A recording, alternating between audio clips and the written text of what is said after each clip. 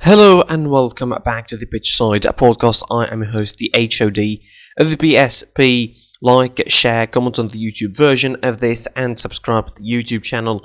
Enable notifications to receive all the updates from these episodes of the podcast, which you can listen to on Spotify, Google Podcasts, or any other platform. And of course, follow us on social media. I'm at PSP on Twitter, Pitch Side Pod on Instagram.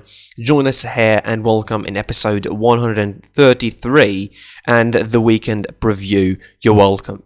First off, and before the proper weekend preview, of course, as it is a Friday, let's get into what happened on Thursday as well. There was some action, of course, across Europe. On Thursday in the Premier League, Leicester City completely routed West Bromwich Albion 3-0, 3 goals coming all in the first half for Leicester City. 2 goals, assist and a goal from Jamie Vardy, Kelechi Iheanacho with a goal, and Johnny Evans with the second. A great victory for Leicester City, coming straight after their qualification to the final of the FA Cup, meaning that they're stomping their authority on that third place in the Premier League with 59 points. Of course, they're guaranteeing themselves, I think, a top 4 place.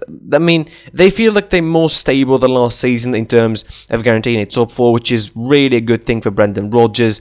I mean, maybe this will be the season where Leicester City break back into the Champions League once again. In Spain, Atletico Madrid defeated Huesca 2-0, of course, 2 goals coming in either side of half-time, with Angel Correa scoring the first goal and Yannick Carrasco adding the second goal late on the 80th minute to give Atletico Madrid some important 3 points, of course, with making them 73 points at the top of the table, 3 points ahead of Real Madrid and 5 ahead of Barcelona, who smashed Getafe 5-2. It was a bit nervous after the first goal for Barcelona coming early on for Lionel Messi in the 8th minute.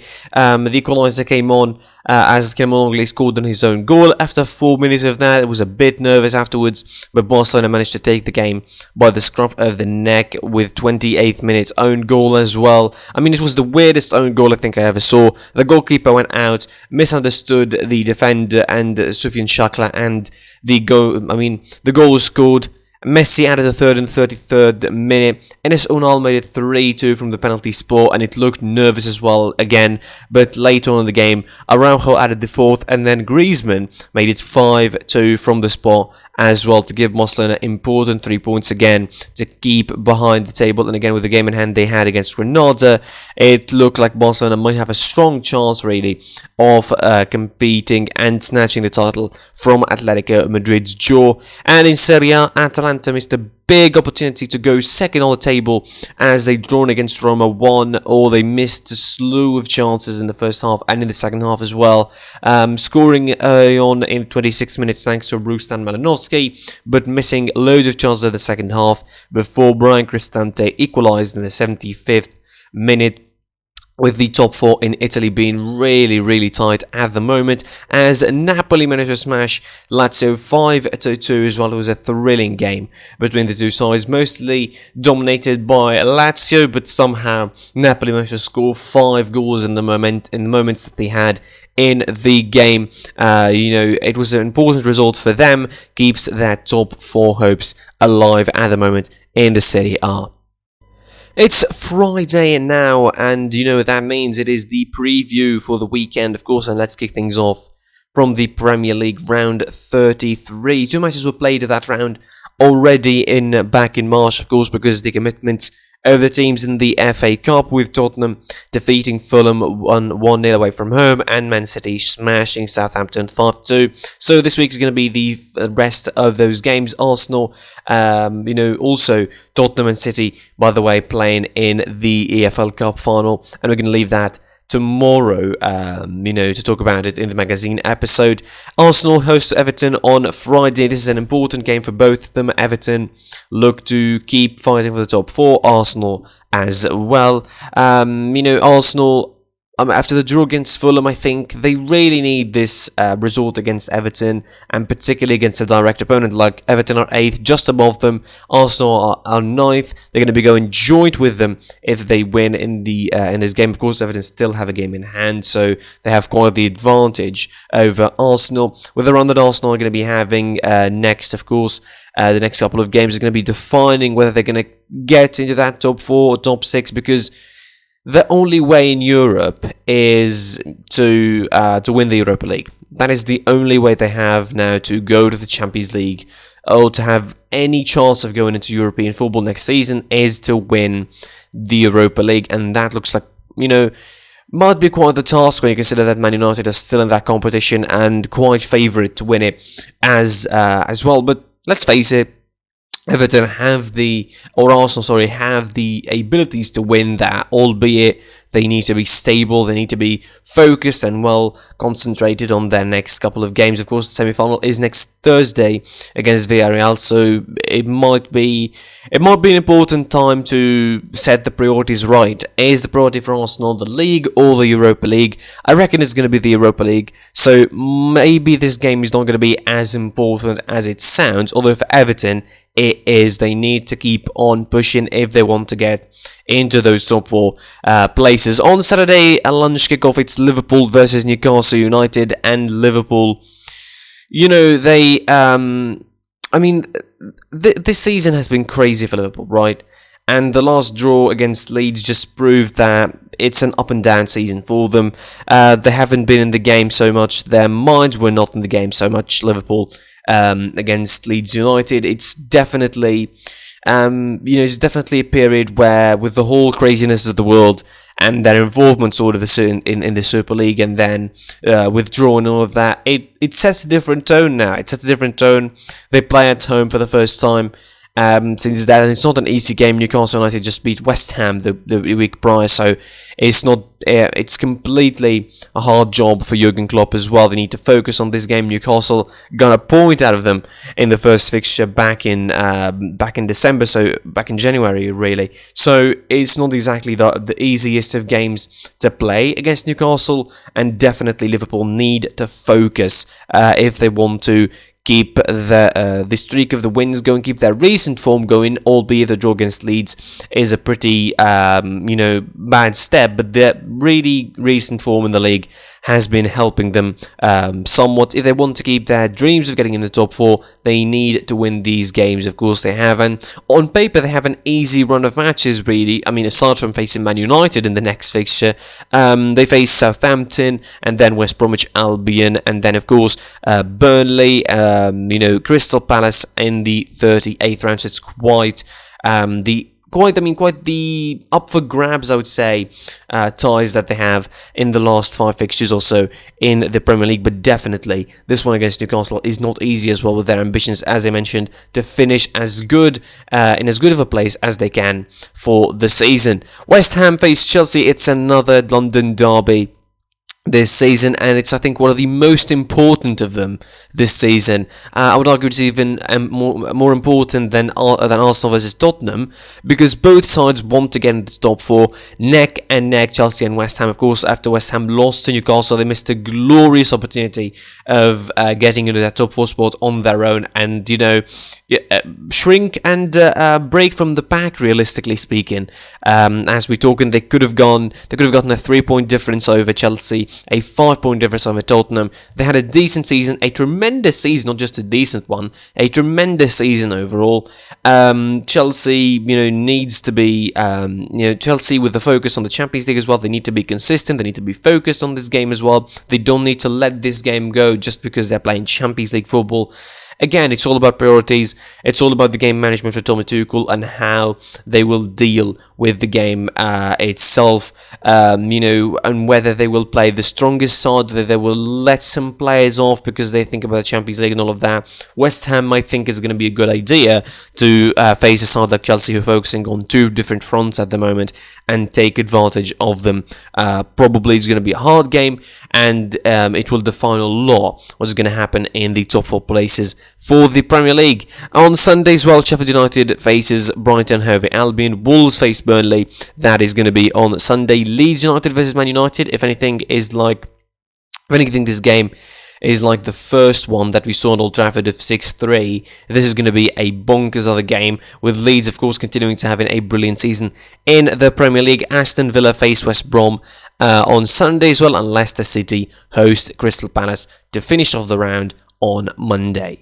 From the Premier League, we move on to La Liga, where everything is still up for grabs, and the top 4, battle itself I mean, the top four are the ones battling for the league title, of course, and after a crucial, I think, week in the midweek in Spain, of course, results with all the three teams at the top, or the four teams at the top, realistically speaking, winning their games. Of course, it's going to be crunch time. We're hitting a very, very big turnaround in this season. We're hitting a pretty crucial point in the season, especially in La Liga, of course. With those, with these kind of fixtures are going to be defining how things are going to be going forward in the in La Liga. Of course, the round 33 was played in the midweek, so now it's round 32 of La Liga. Elche hosts Levante on Saturday. Real Valladolid, Cadiz, Valencia, Deportivo Alaves, Huesca, Getafe on Sunday. Celta Vigo, Osasuna on Sunday as well. Sevilla, Granada on Sunday.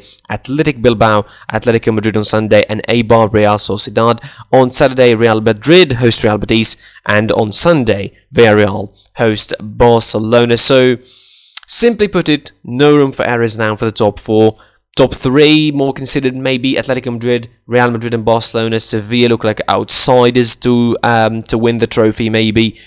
But definitely, I think, this is going to be an important period for La Liga and for those three teams in particular, with I think Real Madrid also having priorities in the Champions League, being focused on their game against Chelsea on Wednesday, albeit with a depleted squad. And first of all, I want to say kudos for Real Madrid, kudos for Zidane in particular, for managing with this middling injury crisis that they had in the late period, because they're missing a lot of players. They missed Kroos and Modric for the last game. They've been missing Valverde, Lucas Vázquez, missing Ramos, and Varane just returned in the last game against Cadiz.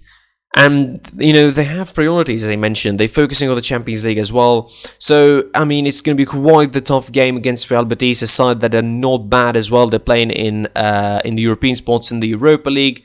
They're on in 6th this season. They look to improve. They want to be as best as they can. Of course, I think no chance of them, surely, to get into the top 4. But definitely, they are a team to be reckoned with. They're a side that is in a good form and definitely, looking to maybe snatch some points of Real Madrid. Not as much as interluding themselves in the title race and trying to affect the title race, but just, to get points of Real Madrid, and that's it, to get points going for themselves. Albeit they've been on a winless streak, but this winless streak is the same as an unbeaten streak as well. They've been 4 on the bounce, but those 4 are draws rather than losses, so it's quite the situation for Real Betis. They saved themselves from a loss against Athletic Bilbao with 10 men in the last game, so it's definitely interesting to see the situation panning out between Real Madrid and Real Betis. It's a tough game for the Los Blancos, of course, who again looking to focus on the Champions League games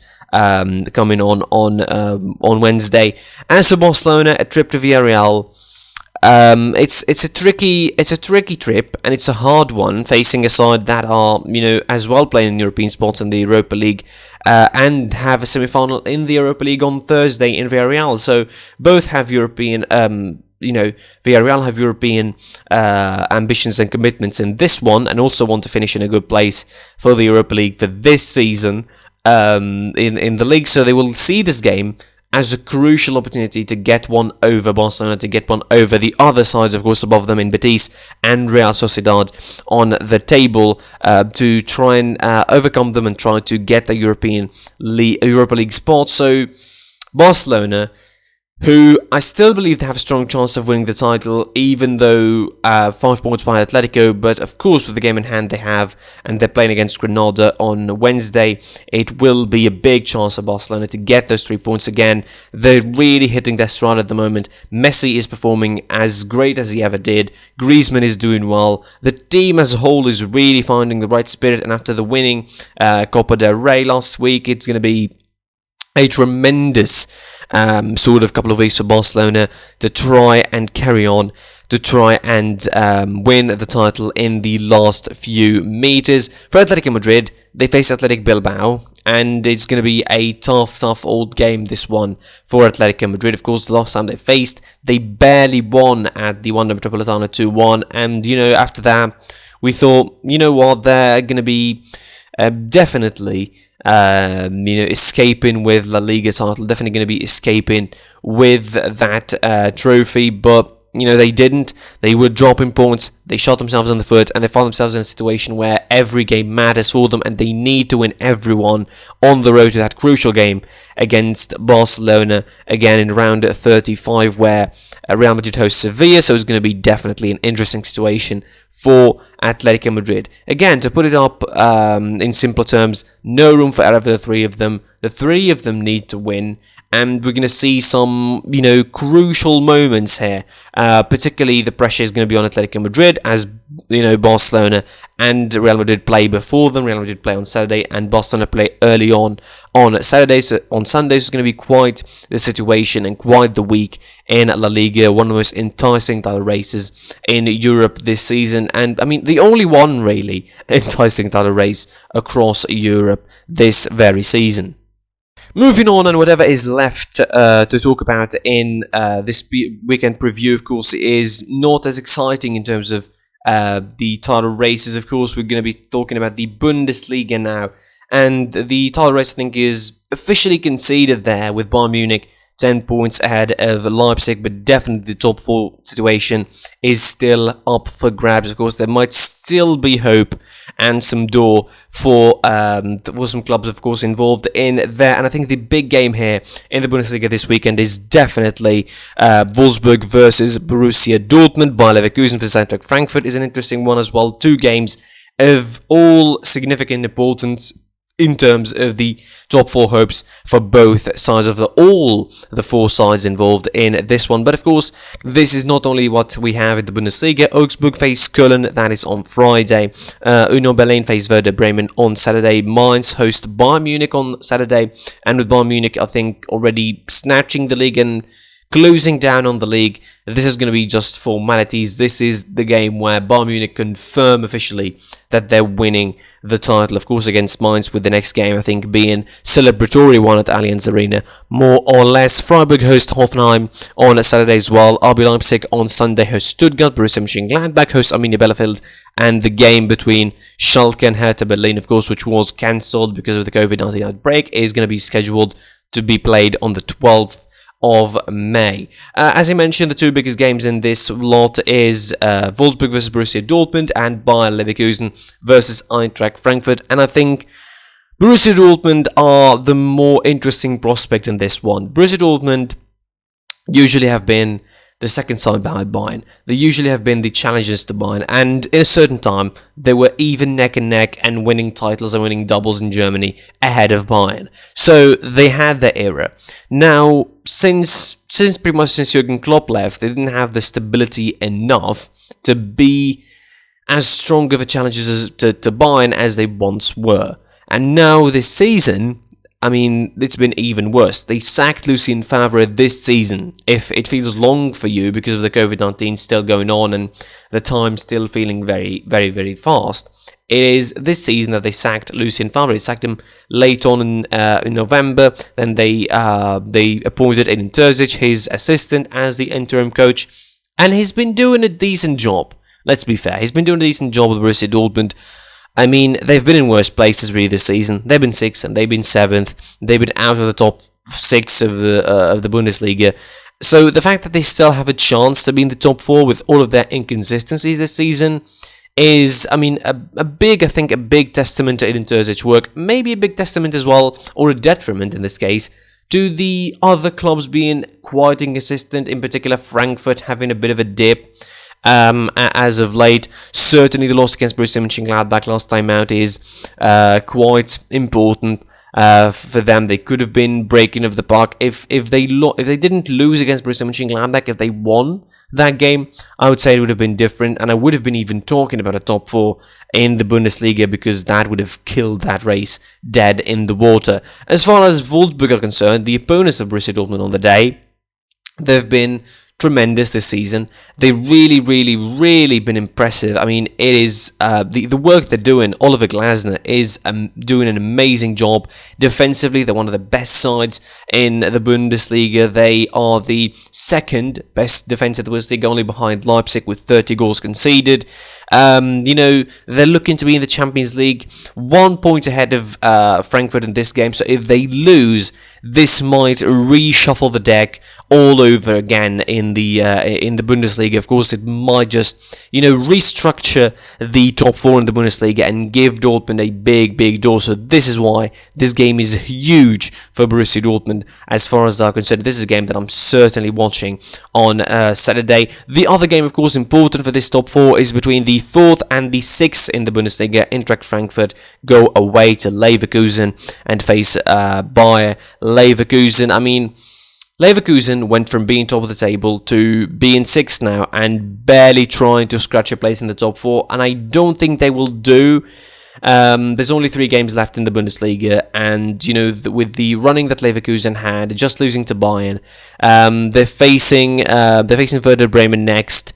And then, of course, they're facing Union Berlin, which is a tough game on its own, and they're finishing the season by facing Borussia Dortmund in the last fixture. So that is going to be quite interesting, and who knows what is going to be happening by the time Borussia Dortmund face Leverkusen in that final game of the season. Will Dortmund, close on top 4? Will they secure a top 4? Will Bayer Leverkusen be able to secure a top 4? Will they do it? Will they don't do it? It's going to be really interesting to see. Again, with the form Leverkusen have been in, the dip in the form they have been on this season is going to be tremendous if they make it past the top 4, but I don't think they will do. They will need 9 full points at the next they will need 12 full points at the next 4 games, and they will need some certain results to go their way, in particular the results of Dortmund, Frankfurt and Wolfsburg, in order for them to get those top 4 places for this season.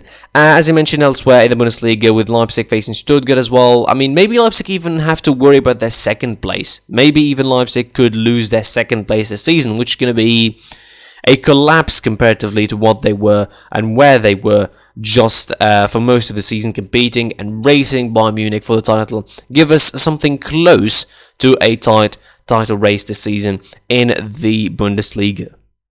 Rounding up our weekend preview, and we go on to the Serie A. It is going to be round 33 this week, and of course we're hitting crunch time as far as the top 4. I think the tightest top 4 across Europe is this one in Serie A. Certainly all of the teams involved in this top 4 have pretty easy fixtures, albeit with one exception, I would say.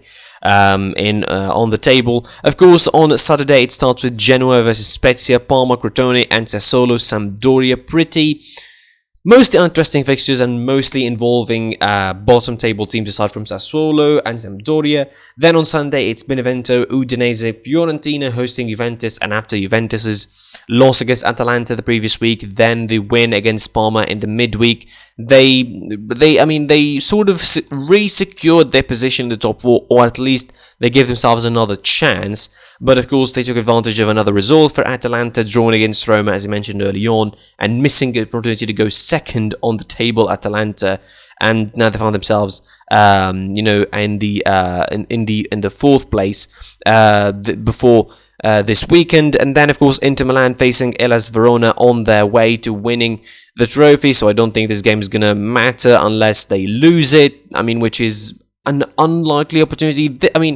Again, it will require a massive collapse from Inter to lose the title, which I'm not thinking it's going to be happening. Definitely Inter are on the way to win the title, and there will be no collapse, there will be no problems for them in the rest of the season. I'm not seeing them dropping points, I don't see them losing the title anyway. So this is going to be an uninteresting game, I would say, against Hellas Verona. Cagliari face Roma in maybe the last opportunity for Roma to try and get some sort of hold into the top 6, top 5, top 4 of the Serie A, which looks even harder of a mission at the moment. And with the semi-final of the Europa League coming on against Manchester United, I don't really give them a chance in that one, and they don't look like they're going to be having enough in them to get into the top 6 of the Serie A first, and then to win against Manchester United in the Europa League semi-final. Speaking of, the top four hopes as well, Atalanta face Bologna, and this should be 3 points for Atalanta, realistically speaking.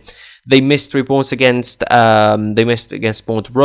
They missed a lot of chances. They could have gone second on the table. Now they have a chance to rectify that against Bologna, and this should be 3 points in the bag for the Bergamo side, who I personally want them to see in the want to see them in the Champions League once again next season after their achievements the last couple of seasons in that competition. Torino facing Napoli, also hopefuls. Napoli to try and sneak into the top four as well, hoping for good results that would help them, coming on from Florenza and from Bergamo, so they'll be quite hopeful in that as well when they go to Torino, who try and get as far as possible as well from relegation zone themselves. They've been there for most of the season. It's been a horrid season for the other side of Turin, so definitely they would want to distance themselves from that relegation zone. And finally, on Monday as well, Torino-Napoli on Monday, and on Monday as well, it's Lazio versus AC Milan, and this is the game this weekend, of course. This is the game they're going to be focused on in Serie A. Lazio, legitimately last chance for Lazio if they want to get into those top four. It's going to be really, really different if Lazio defeat AC Milan. Of course, Lazio would have 61 points. That might sneak in, close the gap, hope for some good results again from the other teams involved in this one. And they have a game in hand, so it will be quite interesting for Lazio to see how things are going to be going for them. They have a game in hand, and they will be involved in the top 5 battle if they win that game in hand. But certainly before that, they need to defeat AC Milan, who, after their last loss against Lazio, against Sassuolo, they definitely see their top 4 place in jeopardy. If they don't see that, it's time to see that. It's so tight up there. They're only 1 point ahead of two sides in Juve and Atalanta, 3 points ahead of Napoli, and any drop of points is going to see them out of the top 4. I mean, definitely. You can see the 3 behind them winning, so that would mean that by the end of the week, Milan might find themselves 4th on the table, behind Juve and behind Atalanta this season, behind Atalanta in particular, I would say, who have been, I think, a better side than both as of late over the course of the season. But, early on in the season, Atalanta didn't pick up their form, and now they're really hitting a stride at the moment, albeit they had a bump in the road against Roma. But definitely, I perceive them as a better side overall than AC Milan and Juventus. Napoli as well are really decent. Maybe if they weren't plagued by injury, they would have mounted some sort of serious challenge for the top 4 places, even for the title this season in Serie A. So it's going to be really, really enticing week, one of the tightest top 4 battles in the European scene as well in Serie A. Definitely enjoyable to watch, and Lazio vs Milan is going to be a game where everyone is going to be tuning in to watch. That's it from me for this weekend preview. Thanks for watching / listening. I was your boy, the HOD of the PSP. Like, share, comment on the YouTube version of this, and subscribe to the YouTube channel. Enable notifications to receive all the updates from these episodes of the podcast, of course, which you can listen to on Spotify, Google Podcasts, or any other platform. Site PSP on Twitter, PitchSetBall on Instagram. Follow me there on social media, and until next time, and until the magazine episode is going to be a very heavy magazine episode. There's loads to talk about in there. Of course, the Super League fallout, David Alaba joining Real Madrid from Bayern Munich, and all of that, and all different topics about that. Until next time, I will see you soon, and goodbye.